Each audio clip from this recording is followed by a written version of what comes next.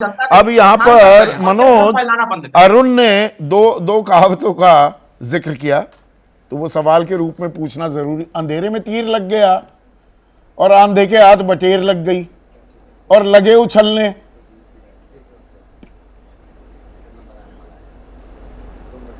देखिए, अरुण को यही कहा जा सकता है। हालांकि मैं आपके सवालों का जवाब देने आया हूं। वो एक लाइन है कि तेरे पैरों के नीचे जमीन नहीं, कमाल है तुम्हें फिर भी यकीन नहीं।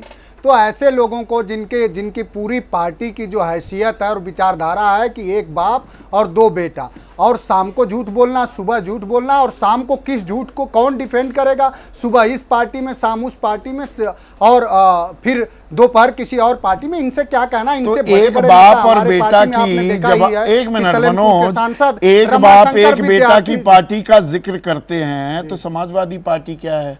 एक परिवार के ही लोग, 5 यादव उम्मीदवार थे, पांचों के पांचों मुलायम सिंह यादव परिवार के ही लोग।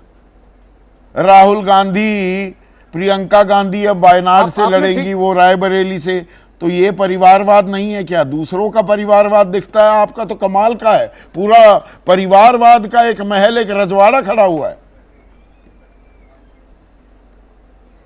आप सुनिए तो, हाँ। समाजवादी पार्टी को इतने थोड़े में आप सीमित कर देंगे? समाजवादी पार्टी ने फूलन देवी को सांसद बनाया। समाजवादी पार्टी ने अभी उत्तर प्रदेश में रमाशंकर विद्यार्थी जी सांसद बने, आपने देखा नहीं? समाजवादी पार्टी तो वो पार्टी है जिसने गरीब और वंचित तबका, जो कभी बाजार जाने की भी उसमें एक झिझक रही होगी, ऐसे लोगों को भी इस देश में के सदन में भेजने का अगर पुनीत कार्य किसने किया तो समाजवादी पार्टी ने किया। क्या उदाहरण समाजवादी पार्टी ने? रमाशंकर विद्यार्थी तो आप जान ही रहे, अब तो देश के सबसे बड़े सदन के सदस्य हो गए। हमारे यहाँ एक पंकज राजभर नौजवान लड़का है, लाल, कितने हमारे यहाँ के खुद जिला अध्यक्ष राजभर है। हमारे यहाँ सब समाज के और सभी जातियों की जो पीडीएफ हर बार तुक्का नहीं लगता, वो यही है, तुक्का लग गया क्या? जाति वर्ग के या तुक्के को लेके अब अभी से तैयारियों में अति उत्साह आ गया, गठबंधन की भी बात होने लगी है। जो लोग तुक्के की बात कर रहे हैं, समाजवादी पार्टी ने अभी 2 चुनाव उन्हीं पर आइए, वो लोग अपने संसदीय क्षेत्र से 1,67,000 वोट से हार गए। और अभी जहां खूब वो ढोल पीट रहे थे, अभी उपचुनाव में घोसी में, वहां समाजवादी पार्टी 57% वोट के साथ थी।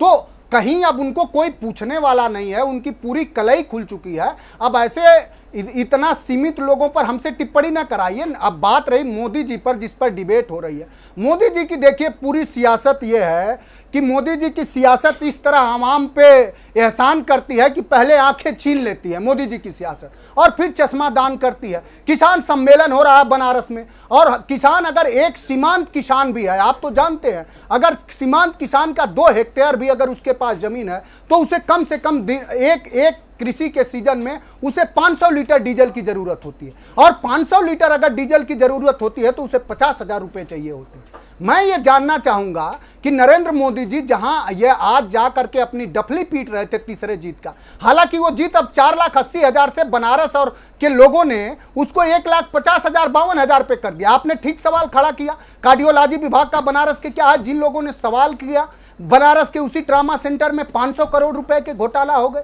उसी बनारस बीएचयू में एक बेटी के साथ वो दरिंदगी हुई, और भारतीय जनता पार्टी के उन पोषित गुंडों ने किया जिनका इस देश के प्रधानमंत्री से लेकर के और उत्तर प्रदेश के मुख्यमंत्री के साथ फोटो। प्रधानमंत्री जी भाषण दे रहे थे कि चुनाव बाद पहले बार आइल बानी, तब बनारस के लोग पूछा तो है ना कि पहले बार आइल बानी तो का लियाइल बानी, जुमला लियाइल बानी, जुमला तो लियाइल बानी, झूठ का जुमला लियाल बानी। गंगा माई साहब, आपने भी बड़े बड़े वादे किए हैं। 80 का बदबदाता नाला गिरा था। अरे काका सुनिए तो, थोड़ा तो ठंड रखिए। जो आपने वादे किए हैं उनको भी तो कसौटी पर कसेगी उत्तर प्रदेश की जनता, और लड़ाई तो अब होगी विधानसभा चुनाव की। तो ऐसे में अखिलेश यादव ने विधायकी त्याग दी और सांसद बन जाएंगे। लड़ाई तो विधानसभा में लड़ी जाती होगी आदित्यनाथ के खिलाफ। देखिए, आप जैसे प्रबुद्ध व्यक्ति जो जनवादी पत्रकारिता करते हो, हमेशा सत्ता से भी और विपक्ष से भी आप निर्भीक सवाल करते हैं, आप समता के आधार पर अखिलेश यादव भारतीय राजनीति का पहला ऐसा चमकता सितारा है। मैं ऐलान कर रहा हूं कि अखिलेश यादव ने जितना जब अपने मेमोरेंडम में कहे होंगे, सरकार बनी होगी तो उसके कई गुना ज्यादा। अखिलेश यादव के मेमोरेंडम में नहीं था महाराज की 25 लाख लैपटॉप बांटेंगे। हमारे लैपटॉप का उदाहरण अमेरिका ने अपनाया। अमेरिका ने भी कोरोना के बाद लैपटॉप अपने लोगों को बांटा और पूरी दुनिया में हमारे लैपटॉप की अवधारणा से वर्क एट होम चलाया गया। क्या बात कर रहे हैं साहब? हमारे नेता ने एक्सप्रेसवे बनाया, हमारे नेता ने उत्तर प्रदेश में पहली बार, आप बताइए जिस शहर से आप संवाद कर रहे हैं उसी शहर में बच्चों का अस्पताल नोएडा में किसने बनाया? अखिलेश यादव ने बनाया। लेकिन सवाल यह है कि कुछ सरकार पोषित जो मीडिया है जिनको हजारों करोड़ रुपए विज्ञापन मिल जाते हैं, वो अखिलेश यादव को अच्छा कैसे दिखा पाएंगे जो इस देश के दलित, पिछड़े, वंचित तबके के उद्धार की बात कर रहा है। और कोई तबका बिना उद्धार की बात ज्यादा बेहतर, क्योंकि लड़ाई सांस्कृतिक अब लखनऊ की गद्दी की है, वो विधानसभा में बेहतर होती कि लोकसभा में बेहतर होगी?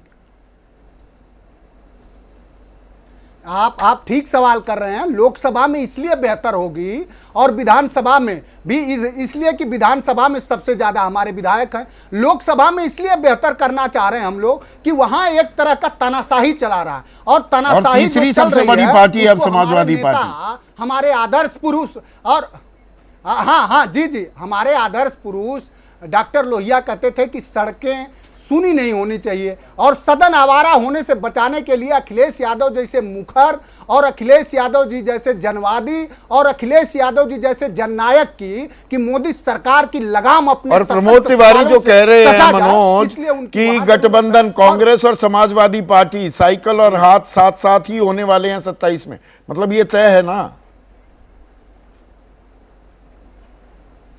नहीं, देखिए प्रमोद तिवारी जी क्या कह रहे हैं, प्रमोद तिवारी जी जो कह रहे हैं उसका स्वागत किया जाना चाहिए। हम लोगों ने तो कभी अभी हमारे नेता ने तो हमेशा आपने देखा होगा कि हमने 6-6 सीटें, क्या कांग्रेस को लाभ नहीं हुआ? सब जानता है को गठबंधन अभी तो है और गठबंधन चलता रहेगा। अभी तो है गठबंधन जो समन्वय, अरे अभी तो ताल ठोकनी चाहिए कि गठबंधन है और चलता रहेगा।